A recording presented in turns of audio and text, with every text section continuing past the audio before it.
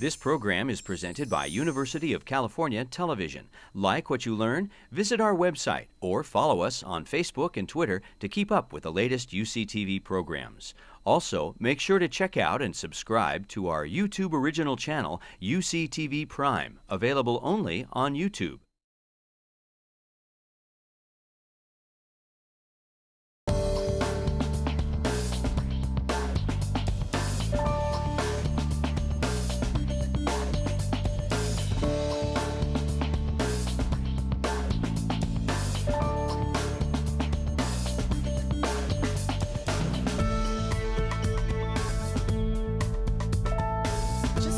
On the same page, the use of customized methods and devices to supplement a person's ability to communicate. So this could be to augment current speech or provide an alternative to speech.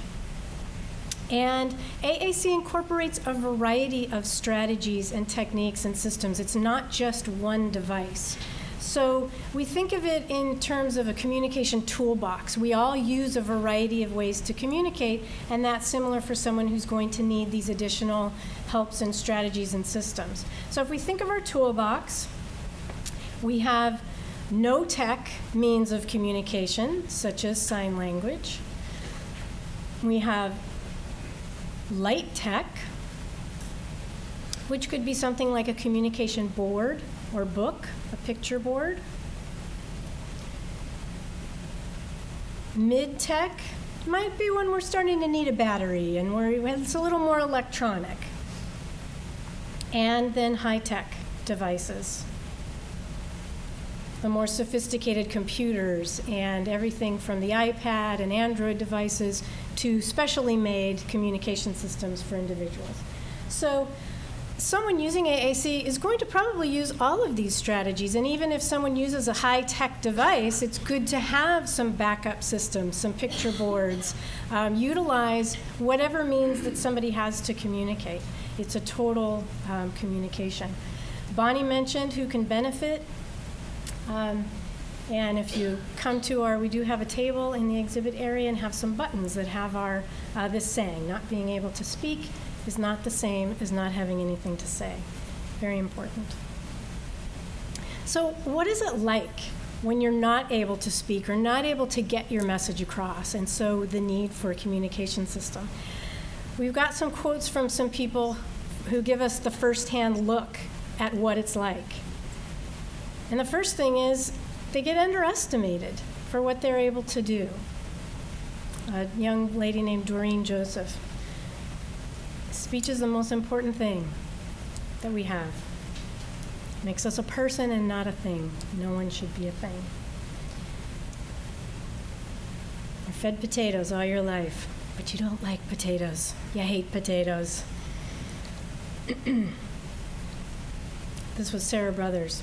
I know what it's like to be dressed in reds and blues when her favorite colors are other colors. So not having that ability to say what she wants, it can be so frustrating. So we just wanted to give you some of these quotes to, put you in someone's shoes, what it's like. It's important that we keep in mind that there are no prerequisites to the use of AAC devices or systems, including behavioral. Bonnie mentioned that sometimes we find ourselves on the floor or under a desk because that's where somebody wants to be. We know the behaviors are communication. So we actually look at individuals who are showing behaviors and say, okay, they want to communicate. This person really wants to communicate. They just don't have a means beyond this behavior that's worked for them, or maybe hasn't worked so well, but it's gotten them some attention. So how can we funnel that? How can we take that energy, that desire to communicate, and then help them find another means to do that? There's also no hierarchy of devices or skills that need to be put in place before a system can be implemented or tried. We don't have to wait for a skill to develop before trying a variety of systems. Again, think of that toolbox. It's not a hierarchy of starting with no or light tech and moving on up. It's using everything. So we want to give you an example of that. This is my daughter that I mentioned is out in the lobby or exhibit hall. Anna, here she is when she was about 4, I guess. She's pressing a switch. Who has seen these kinds of switches? Sometimes they turn on a machine or like a tape recorder, or they even have a voice output that says, hey, I want to hear some music, something like that. Here she is doing that, and I could actually show you a picture of her doing that 10, 12 years later. She was in this kind of trap of readiness. You probably heard it said a lot, well, I don't think he's ready for that. I don't think she's ready. She wouldn't be able to do that type of thing. Well, we want you to know that that is all conjecture. It is all based on nothing except maybe probably their appearance, right? Maybe they don't look like they'd be able to do it. So we don't present all the various options. We think they need to start with something that's very easy, and if they can't do that, keep doing it year after year after year, and maybe they'll learn it and move to the next step. And in Anna's case, the skill that they were waiting for was her being able to point. They would present some pictures or some different things, and she could use her whole hand and hit that button, or she'd grab what you presented, but she didn't have that pointer finger.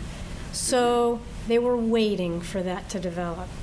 Finally, in high school, when she was given the opportunity to try some different devices, look what happened.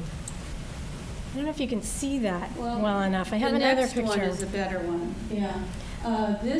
When she was finally given access to just experiment and explore with a device that was backlit, that is when we discovered, besides the fact that she could actually point if she was given a grid like this to rest her finger on, we also discovered that she couldn't see very well at all. And all the paper overlays we've been using that she seemed bored with or ignored or was just too cognitively low to do, she couldn't see them. So while folks were thinking there was a hierarchy of skills, starting with the paper overlays and the paper pictures, and waiting for that point, she wasn't given these opportunities. Once she was given a device with backlighting, with a key guard, look at that finger, go right to where she wanted. None of us taught her that. We didn't teach her how to point at this time. She just finally had some motivation. She could say some things, and that grid helped her get her finger in there, and she took off. So the point in our philosophy at CTEC is to learn while doing. Don't get ready to learn something.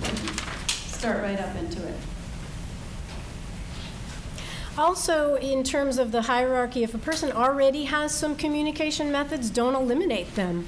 Again, that total communication, we want to add to them and use all methods that someone has available. I'll just add a note in here too.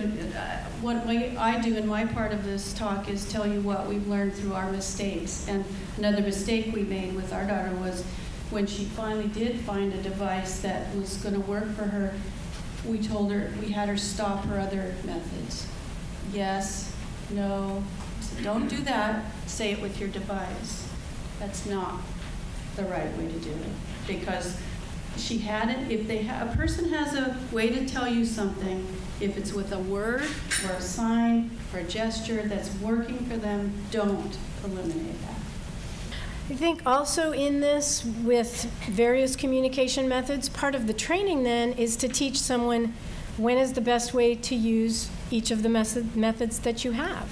Parents especially may completely understand every nuance of a gesture and sound and word that's communicated, but someone out in the community may not understand that. So it's teaching the individual, you have this toolbox. Now when we're in the community, this is the tool you need to use. When you're at home, you can use this tool. Your parents understand that. So that comes into the training aspect. It's important to start early with AAC. It's really impossible to predict the future development of speech, communication, language in a child, so start early. So much of what AAC can bring is building language development, and that is just critical and key. There are great risks when someone is not able to communicate. We work, and we'll show you lots of pictures of individuals who are adults, many of whom were not given opportunities for communication systems beyond their gestures or beyond them being in a situation where everything was taken care of for them. And so they had some learned helplessness and just waiting and not realizing that they have some control, that they can communicate. There's a little guy we saw. Again, just because he's young, not necessarily starting with lower tech. The high-tech devices can provide so much, especially with language development and giving access to a lot of things within one piece of equipment. It's also never too late. So again, I mentioned we work with a lot of adults. The gentleman on the left side of the screen, he was participating in a session at the Supported Life Conference. I don't believe he received his device until he was in his 40s, and was telling about his experience. Yes, and this is one of our most recent clients we've been working with, who now has a device mounted on his wheelchair, which he controls with a dot on his forehead. And have people heard about this type of technology? Yes. Why don't you explain the... It's head-mouse technology. So he wears the silver dot. There's a camera on the top of his device that reads the placement of that, and as he moves his head, the cursor moves on the screen, and he can stop on the location he wants to say his message. And then after a period of time, it's accessed, and the device will speak his message. So the key in any working with AAC is really to have high expectations. That's one of our big philosophies. We expect communication. And when you go into a situation with an individual and they can sense that you are expecting, that you do believe that they'll communicate with you, they will. We've had some wonderful surprises with folks. It may take a while because they're so used to being seen as incapable.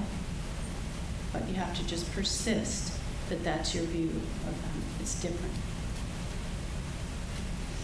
Shall I read this? Yeah, anything yes. you want to say about When that? we cannot be sure because we have too little information, we should base our efforts on assumptions which, if wrong, will have the least dangerous effects on outcomes. Now, that's maybe a complex way to say this, and we've tried to rework it and make it similar to give a person the benefit of the doubt. But it's actually a pretty serious statement. And I can use Anna as an example of this. We didn't know what she could do, and the professionals working with her didn't know, but they erred on the side of lower expectations. Had they erred on the side of having high expectations because they weren't sure what she could do, she might have been using her device in a much more sophisticated way by now. But she didn't actually get anything that worked for her till she was about 16 years old. So in the assessment, choosing an AAC system for an individual, it's a process over time. And our program is based on that. We have a certain amount of hours that we work with someone, but it's over time. Sometimes our assessment process can take several months, maybe even up to 8 or 10 months, because we want to build a relationship with the individual and with those who are working with the individual. So our assessment process not only occurs at our center, but in the individual's home, in their program, or where they are in the community. It's so important. It really begins with the individual and their goals. What is it that they want to do? If the individual can't answer that question, those on their team, their family and support members can help us answer that question. It begins with where they are. Are they working or volunteering out in the community in a program? Let's go see what their daily life is all about, and that will help us match the correct device for them. What activities are they involved in? And what team members are they communicating with? Who are the people in their life? We take time to meet with these folks and to really build some trust with the individual that we're working with. It's so important. We also, of course, look at their current abilities, attention, cognitive, motor abilities, vision, and hearing. All of those things are going to help us narrow down our choice of device and what's going to be most appropriate for that person. And how are they currently communicating? It's so important to involve everyone on the team in this, family members, program support, other support staff. One of the things we've noticed, and I'm not sure how to solve this, but when we work with a client who's an adult, maybe in his 30s or 40s, we want so much to know what has happened in his past, communication-wise. We'll find out later, maybe much later, oh, he had a such and such device and he used it this way, 8 years ago. But somehow that information doesn't keep going with that person through life. So maybe now with the internet and online record keeping and all that, that could really happen well. We have a client who's quite difficult to work with autism, who gets really disruptive, has to leave, he wants to go, so he goes out. And we learned just by accident from someone who knew him way in the past, and oh, he really knows a lot about numbers. What you need to do with him is show him, number 1, we're doing this, number 2, this, number 3. He didn't solve all his problems, but that was a huge tool benefit for us to work with him. So by involving the whole team, hopefully we can find out those things. Of course, the family will have records. Yes. Another gentleman who, again, this is an individual who had not had any sort of a communication system at all. He had been in sort of a sheltered living situation, but now is supported in his own home, and was very excited to see some communication systems. The first time I showed him, this is one of our first sessions, and I showed him on the device how he could say his feelings, say, I feel, and then have a choice. He chose bored about 3 times in a row, and the staff with him said, he probably is. He really hasn't had a chance to get out much or to tell us what, he would like to do. So it was very exciting. One of the things that we do within our assessment process is to follow the person's lead. And we found this acronym that we really like in a book through the Hannon Center, SLOW. So we'll go through what each of these mean. So this is a way to really help us to slow down and get to know an individual. And the first is by sharing activities. A lot of our assessment process is finding out what someone likes to do, share that activity, and introduce various devices during that activity so that it's real, it makes sense to them. We listen, we take some time. Observing is the O, and the W in slow is wait.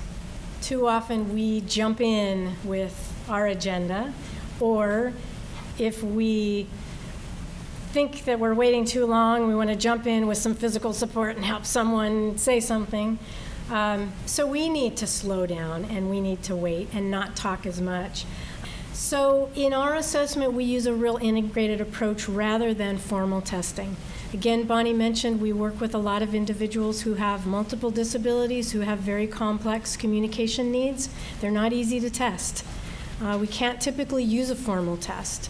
So we use this slow model of sharing activities, getting into their normal activities, their natural environment, and introducing devices there where they're already comfortable, and then seeing what they're able to do. It leads us to feature matching, because as we're sharing activities, as we're getting to know this individual, we can determine certain features that they'll require in a device based on their goals, their abilities, their environments, all those things that we're looking at and observing. So some of the features that we will determine are an access method. Can an individual directly select a location, or do they need to have a switch and have location scan, or as in the gentleman with the head mouse? Now there's eye gaze access available, so if someone is only able to move their eyes, they can access a communication system. Vocabulary, really critical in a device. So how is someone going to organize and represent the vocabulary that's in the device? As we've spent time and work with them, we've been able to show them different systems, photographs versus line drawings, all those types of decisions that have to be made. And how is that going to be organized in the device? How many locations? How many pages to scroll through? That sort of thing.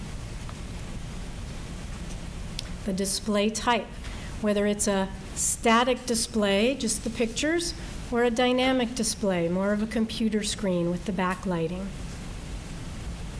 Some other features, what type of speech output? There's digitized speech, which is a recorded voice, versus synthesized speech, which is the more robotic, although they're getting a lot better. Size and weight of a device that's needed, and any rate enhancement, such as word prediction or icon symbol prediction. There might be other features that someone's looking for in a device too, such as MP3 player or a phone or those types of things. Now, all of this feature matching is really the same if we're looking at an iPad. I know those are very popular now. We get a lot of parents who come to us who already have purchased an iPad, and so it's looking at what app. Sometimes we backtrack a little bit to see if the iPad is even the most appropriate system. But in choosing the application, we still need to answer these same questions. It's still important to go through the assessment process and find out the features of the app and determine which one is most appropriate for an individual.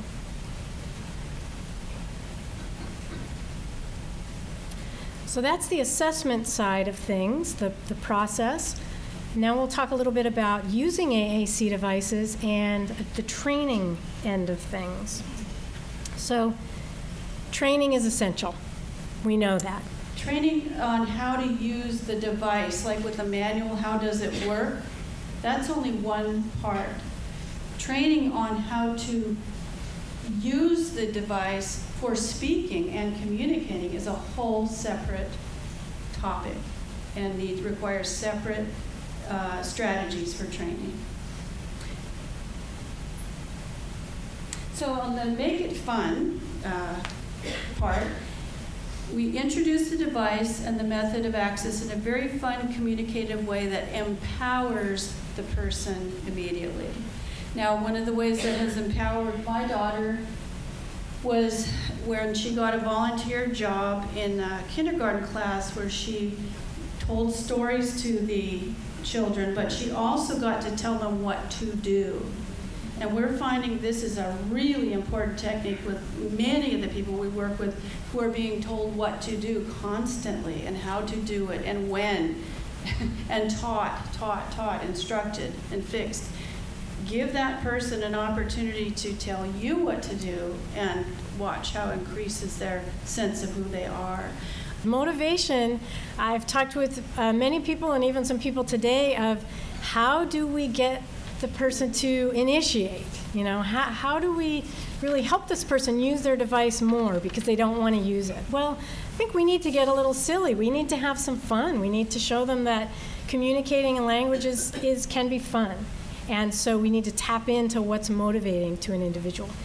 So that's the have fun part. It's also important to make it real. Train in the context of real situations and activities. We really have found, and I think the research shows, that drill and practice just doesn't quite work. Not the same, not to build enough. There's room for practice, maybe in some situations before you go out somewhere, but we prefer to train someone using the device where they're really going to use the device. We also really teach support staff and families, as someone's learning to use their device, respond to everything that they say so that they will get the connection that they are communicating something to you. And even if it's a mistake and they didn't mean to say it, a response is important. And then they can learn to repair that breakdown and find the thing that they really did want to say. And if many people will ask us, well, I don't believe that's true. Why would you want us to do that? The person is repeating some nonsense constantly. This is a common thing. My daughter does it. Some others do. They find something that sounds interesting, and they'll just repeat it over and over again. Awesome, awesome, awesome, awesome, awesome. Well, and the staff will say to us, well, how are we supposed to respond to that the same way every time? Well, respond to it like you would to anybody else saying it over again. Say, will you stop that? I'm so tired of hearing it. What's wrong with saying that? Or awesome, or imitate them. Awesome, awesome, awesome. Just don't ignore it because that's saying that your speaking doesn't mean a thing. Right. And then it may become more of a game or some sort of stimulation than really turning into communication. Here we are with Carl at his home, keeping it real. Caesar here is a man who uses a device. We work together. We're partners in our team. His assistants, Savion, and then a staff person at the house. They're all looking at his device and helping to create those jokes. So we did it there in his house. And also you'll see all over the artwork. One of the first things he was able to say with his things, I want a beer. And the staff was so excited they went running to the store. Here's another gentleman we work with learning to use his device to do his banking.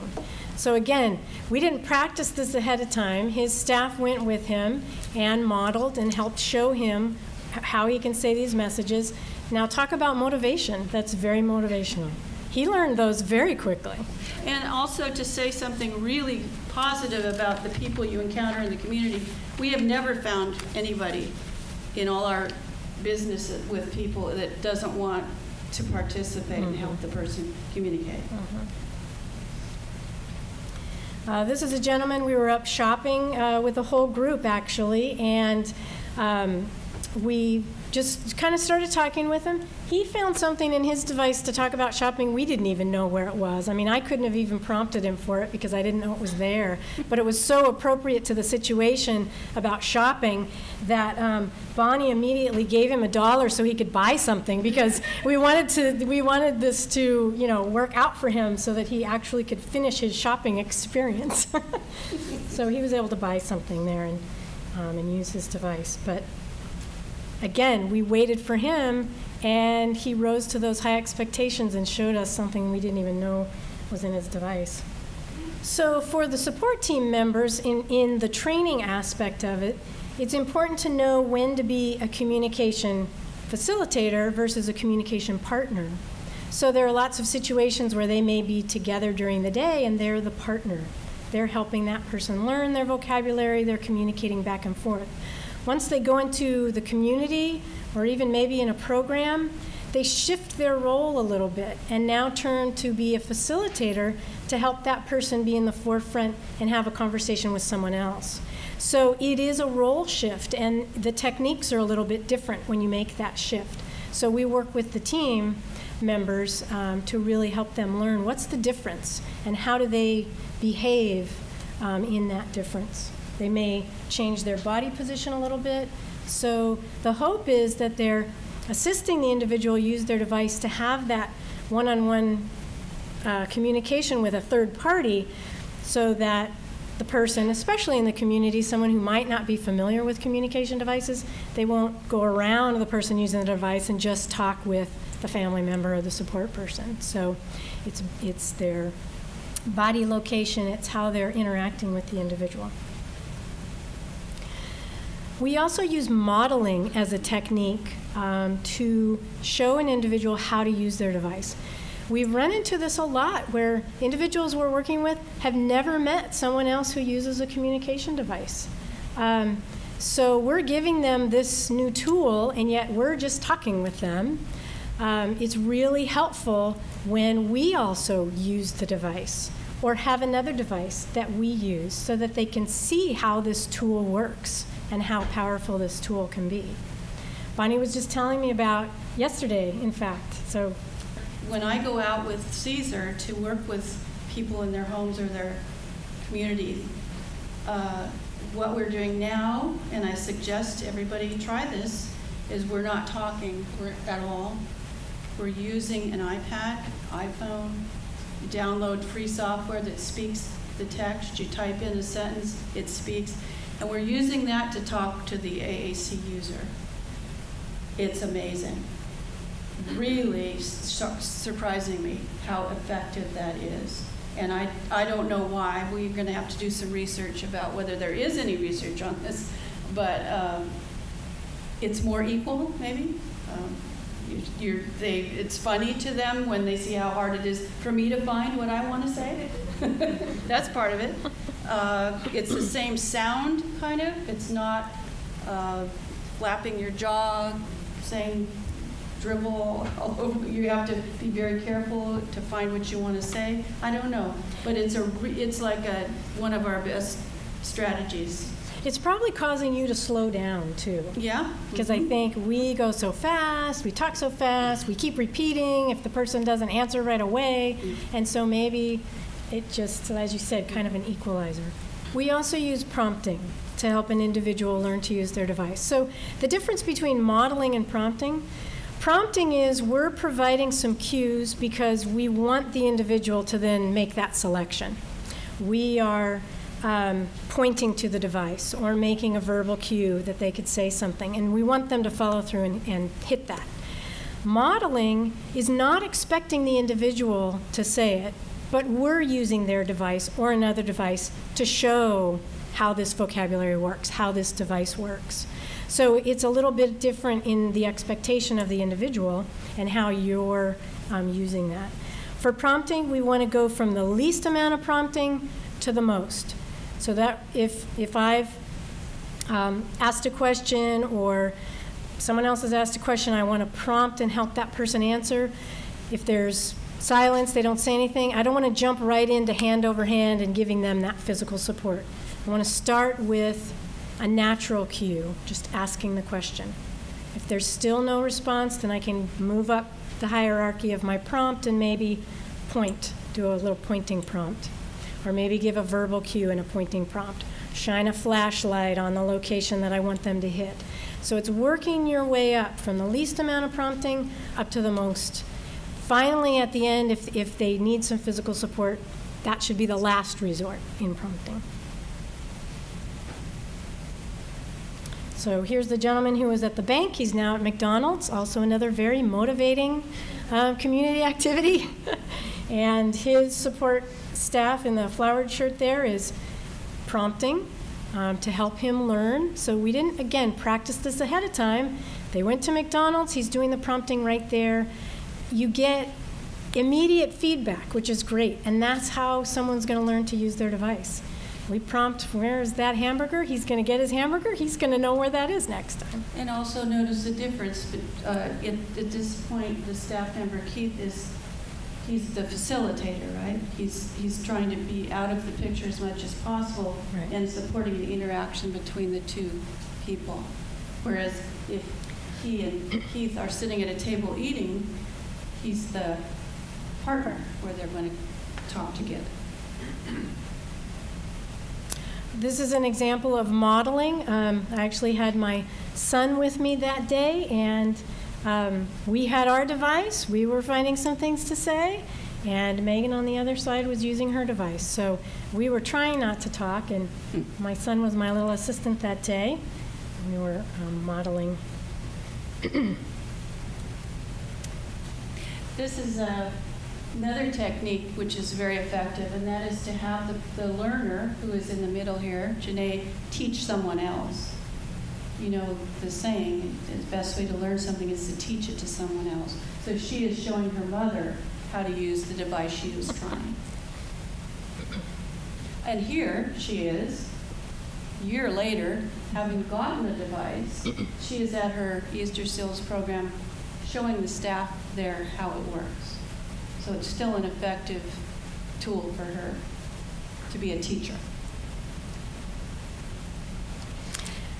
So for more information, we just want to let you know that at CTEC we do offer monthly activities and trainings. You can check our website for schedules. But some of the activities that we offer, one are called Techsplorations, and they're just a chance for anyone in the community, family members, teachers, support staff, programs, to come in and just learn about what AAC is. Get some hands-on, try some different devices, ask questions, open to anyone. We try out some things, show some of the devices that we have. And then Bonnie mentioned our AAC User Groups. There's one that's held the second Tuesday of every month. There's one that is held the third Friday of every month. And these are really powerful groups.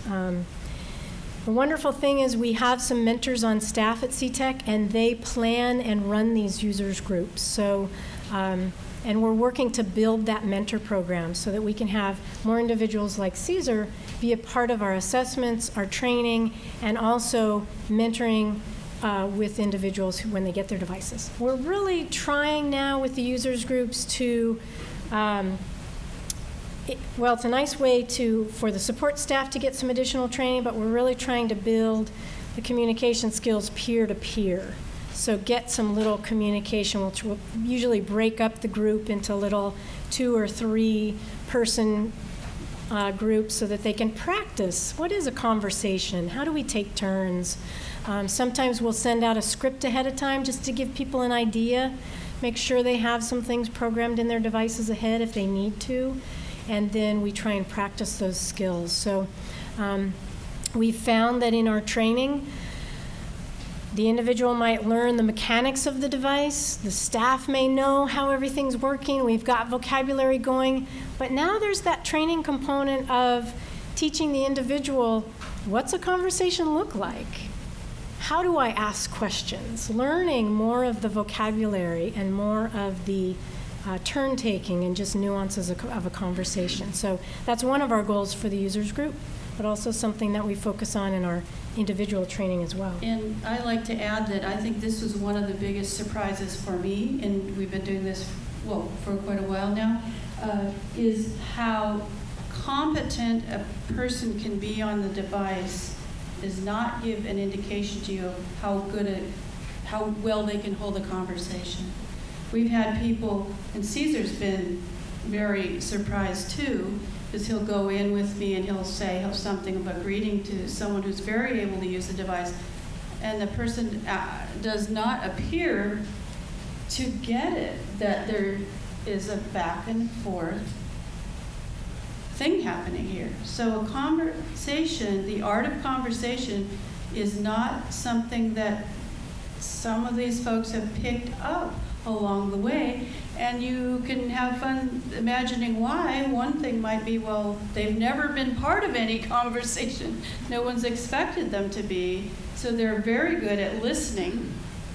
They probably know a whole lot from being so receptive all these years, but not an active participant. So we're having to actually teach turn-taking in a conversation. I think part of that, too, is also the vocabulary that's available in a device. Too often, individuals get a device, and the only things that are programmed in are, I want. Yeah. I want to eat. I want something to drink. I want to go to the bathroom. And you get the thing you say I want, and the conversation's over. They haven't even been given the vocabulary to practice those skills. So that's a whole another key component in training, but also that important part in the assessment process so that they have a device that will allow for a lot of vocabulary to be programmed in to give them that opportunity to learn those skills. Some of the trainings that we offer, we have a support strategies class. It's geared for family members and support teams, teachers. It covers quite a bit of the information that we covered this afternoon in terms of training. So it's all about how you can provide support to the individual using the device, strategies that you can use to help them use their device more and in the context of all their normal activities. So that's one of the classes that we have. We have manufacturer representatives from the different AAC companies come to CTEC, and they'll provide their own trainings. It might be a one-day training. One of the manufacturers comes and just uses our space, and she sets up appointments, half-an-hour appointments with people to come and have individual time with her.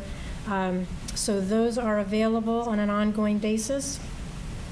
We have an overview of apps for iPad and iPod to learn about what the variety of apps are that are available and see some of the features of those.